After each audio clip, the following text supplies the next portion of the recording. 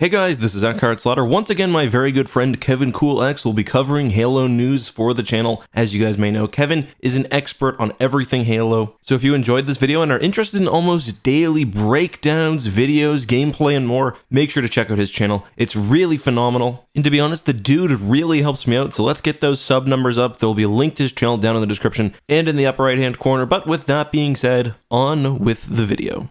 The February development update for Halo Infinite has just been released, providing us tons of awesome in-game screenshots, a new audio clip for us to check out as well, and some in-depth analysis when it comes to the world of Zeta Halo. So stay tuned throughout the whole video to understand all the details.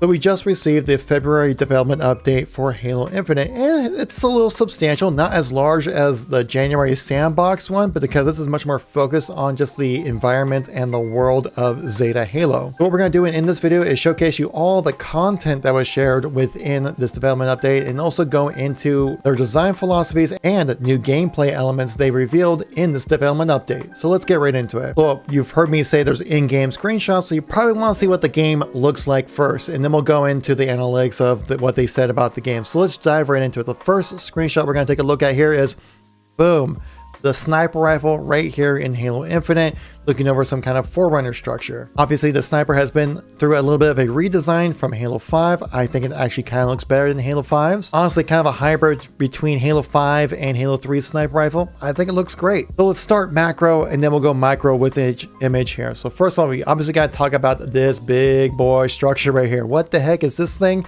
Honestly, we can't really tell right now at the moment. We haven't really seen any structure like this. I mean, the closest thing to it that we've seen was this picture showcasing this weird looking kind of structure here. These are kind of placed throughout the world of Zeta Halo. We've seen this kind of structure over and over again.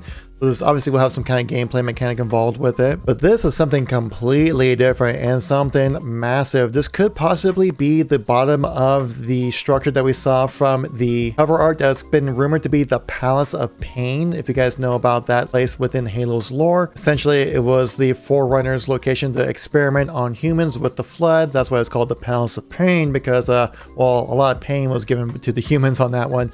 This does kind of blend the art styles between 343's Forerunner structures and classic Forerunner structures, because you can see with this is very more modern Forerunner structures with a lot of lights and intricate design. Obviously not overly done, which they mentioned in this development update. And you scroll down, you can kind of see a much more classic style Forerunner structures with this.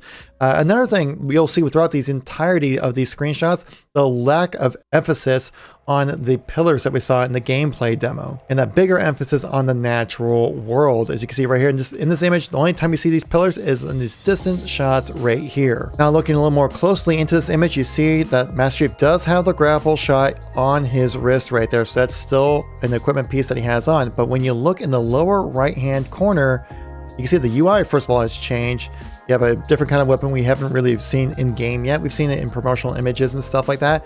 Yeah, it looks like a spike grenade that we've seen previously in Halo, but this one right here looks kind of like a ping kind of option with two dashes underneath it. This looks to be the equipment slot for Halo Infinite, and you can carry multiple pieces of equipment, which is confirmed later in this video in the development update. When I first saw that, I was like, okay, well maybe it was something I might have missed in the gameplay demo of the UI, and something changed a little bit, because it looks like we had that ping feature in the gameplay demo, but it seems like things have kind of changed around a little bit since then. Because looking at the gameplay demo, you can definitely see the UI has changed, certainly. And when you look down in the equipment section right here, you can kind of see it just shows left bumper for the equipment. And so I figured that the ping feature might have been something you have as a player, kind of like the Artemis tracker that you had from Halo 5.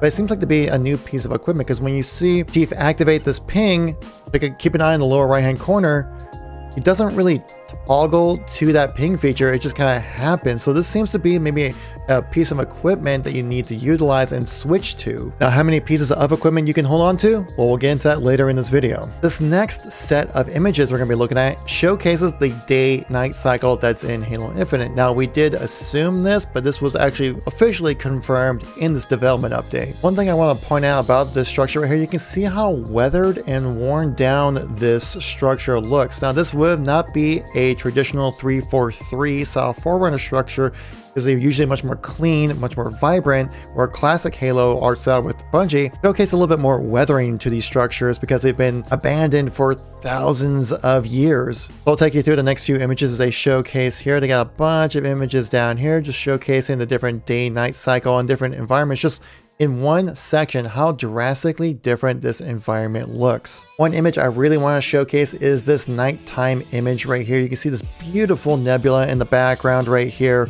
and it just looks amazing. It just looks great. Here's a larger image of more of a dusk time setting right here, and you can see just how more natural the environment looks. Way less emphasis on the pillars while they're still in this image, but it looks way more natural to the environment. And also, you can actually kind of zoom in. You can see some alien baddies you'll probably need to be taken out to take over this structure right here. Here's an evening screenshot that they shared from the campaign itself. You can kind of just see the entire environment as a whole. The lighting is much more dramatic than we saw previously. This is like the dusk time, which we actually saw the gameplay demo in. You can see how much better the shadowing looks in this game. Much more dynamic right here. Taking a close look at this image though, there are some parts that do need a little bit of work. First part is this little rock outcropping on top of this structure. To me, it doesn't look that natural and could use a little bit of touch-up to make it look a little bit more natural, like some rocks fell on top of it. Although you can get a nice little shot of the pillars that we saw previously. They look way more weathered than we saw in the gameplay demo, which looked far more shiny and brand new looking. You can see what looks like to be like some kind of put together base, or maybe some kind of base you captured because of the green lighting right there. Generally, green means good. But you can see the different kind of pieces of equipment right there as well. So this could be some kind of base you need to go attack, or maybe a base you currently own at the moment. But over on the left side here is where I'm talking about could you really use some love. You look at this forerunner structure, you can kind of see when you zoom in, pretty low res on the polys and low res on the textures as well. Now, obviously, this structure is at a distance, but this might be something that kind of showcases a little bit more in game. Especially if you can avoid some pop-in textures, but at this distance right here alone, it does look fine to me. Maybe while you're in game, you might not notice it as much, or maybe you notice it more. Again, I want to put emphasis on the lack of pillars that we see everywhere, a much more natural, interesting environment. And the last screenshot here showcases quite some interesting parts right here. So we obviously have some banished banshees. We haven't really seen that previously, so now we get a chance to take a look at that. You look down below, you see a banished base down below here. Maybe it's something along the lines that we saw in the gameplay demo, but maybe a little bit more fortified. We see what looks to be some kind of barricade right here, more towards the middle. We have another forerunner structure that we saw in the previous image right there as well. Massive forerunner structure in the back right here. You see these pillars kind of poking out right here. Some floaty bits right there on top of that. So the floaty bits of forerunner stuff is returning from the 343 style of art, but not as drastic as we've seen previously. And a little forerunner structure right there on top of this hill. But again, bigger emphasis on the natural environment, less emphasis on those ugly looking pillars that we saw in the gameplay demo. Another really cool part of content that we got from this development update is a little bit of an audio clip from Halsey's journal, as the file is listed right here. So let's take a look at it. How many now? 16 systems shut down so far. Seemingly random locations. I'm attempting to lock her and the others out of the main... You will not be able to stop her. She knows more about how this all works than, well, anyone.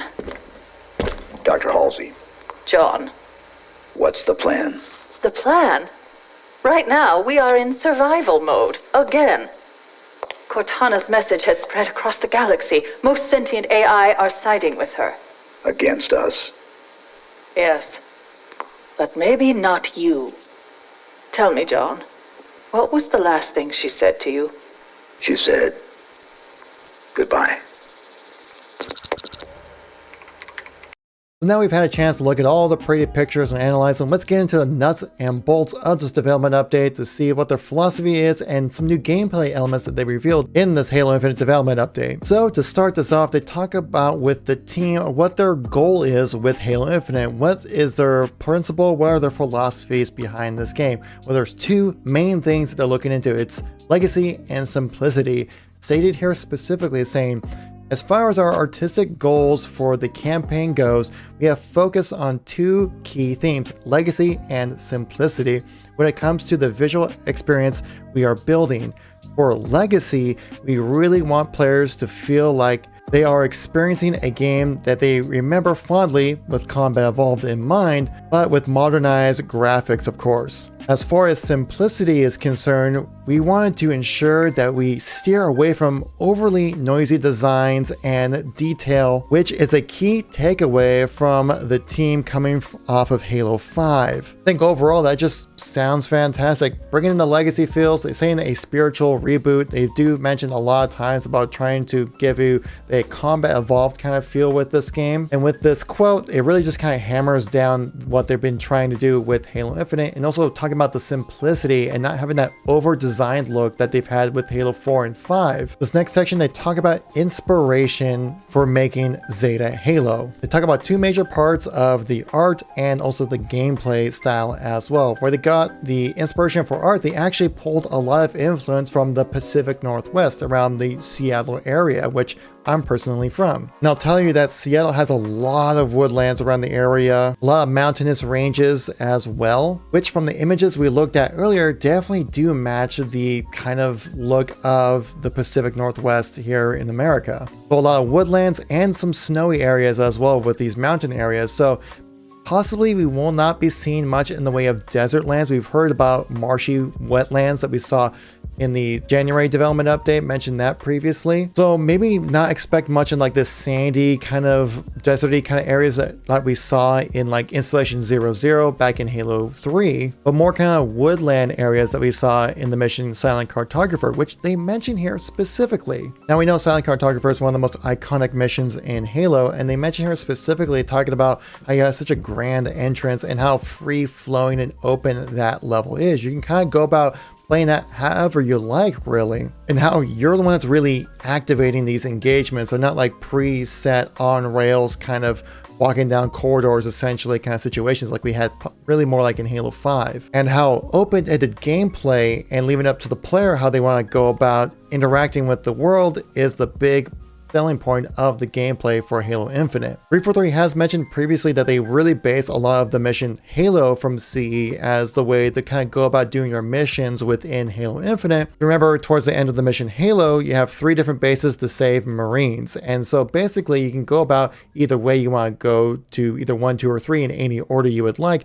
And as you complete all 3, then the mission completes. And there are multiple angles and ways to go into each situation, and that's a big emphasis that they put on with the gameplay side of this development update. Now remember earlier in the video I mentioned about how it seems like you can carry multiple pieces of equipment now in Halo Infinite, and that is confirmed in this development update, saying here specifically you can carry around another 3 pieces of equipment with their own unique roles and utility that you can quickly swap between at any time. This seems to be a drastic gameplay change to what we saw in the gameplay demo, because if you guys remember, a chief had the grapple shot as the innate ability, but then once they picked up the drop shield, it replaced the grapple shot, and once that drop shield was used, it switched back to going to the grapple shot. But now it seems like you can carry multiple pieces of equipment at any time, and you just kind of toggle through which one is most effective to you at that moment, which could either free up a lot more gameplay opportunities for you to play around with, or completely break the game. Again, we'll just have to look into it and see how it plays once we finally get a chance to get some gameplay. Though in this development update, they did spend a lot of time talking about the grapple shot and the utility of it,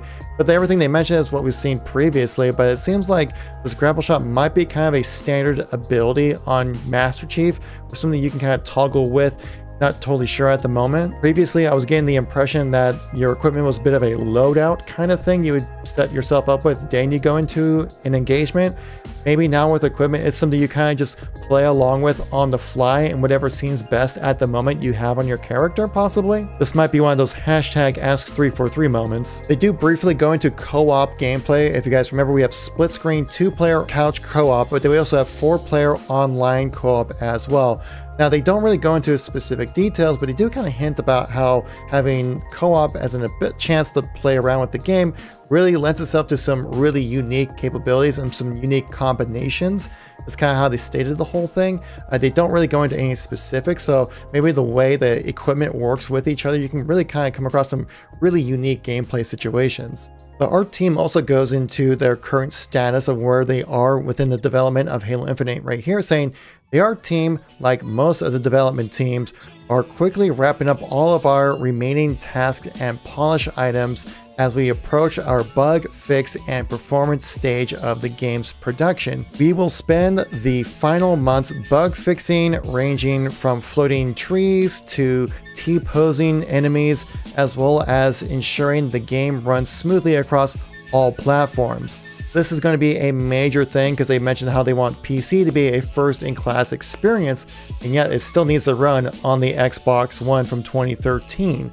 So they definitely need to do a lot of testing to find some way to kind of get a sweet spot of visuals on the Xbox One and also on PC. Talking about the development on the Xbox platform, they mentioned here saying, we've been regularly reviewing the Xbox version of Halo Infinite with our multiple partner teams.